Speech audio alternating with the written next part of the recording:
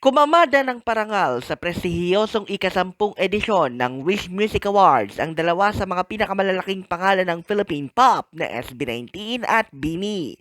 Base sa official infographics ng naturang award-giving body na pinatatakbo ng Wish 1075 na pagmamay-ari din ng grupong Andating Daan, inuwi ni SB19 member Ken Suson or ni Philip ang Rock or Alternative Song of the Year, habang Hip-Hop Song of the Year naman ang kantang Get Right ni SB19 member Josh Colin Santos. Song Collaboration of the Year naman ang Kalakal ng SB19 at ni Glock 9. Ballad Song of the Year naman ang Di Ko Masabi ni Stel Ahero. Ballad Performance of the Year naman ang Ilaw ng SB19.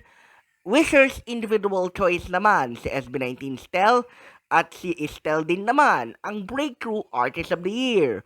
Overall Artist of the Year naman si Pablo, na bagaman hindi nakadalo ng personal kagabi Enero 19, ay kinuha naman ng kanyang mga representatives sa Onesie Entertainment ang opisyal na plake. Samantala, nakuha naman ng BINI ang Wish Group of the Year na dating napasakamay ng SB19 sa mga nakalipas na taon, at nakuha rin nina Aya, Stacy, Maloy, Joanna, Gwen, Colette, Sheena at Mika ang Wish Pop Song of the Year para sa kanilang 2024 breakout hit na Pantropiko.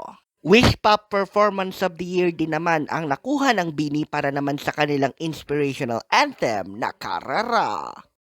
Taong 2016 nang unang ilunsad ang Wish Music Awards na hindi lamang nagbibigay pagkilala sa mga natatanging ambag na mga OPM artist sa larangan ng musika, kundi nagbibigay kawang-gawa rin ito sa ilang piling charity organizations.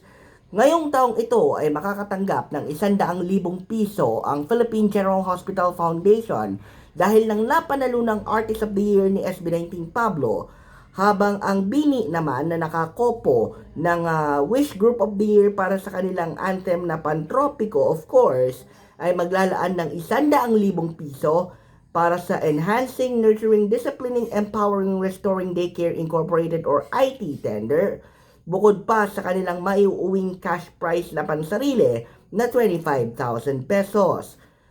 Ang anthem naman na Karera na nagbunsod sa pagkapanalo ng BINI ng Wish Pop Performance of the Year ay meron ding kalakip na 100,000 piso na ibibigay naman ng 8-piece girl group sa isang leukemic foundation o yung umaalalay sa mga nakakaranas ng sakit na leukemia.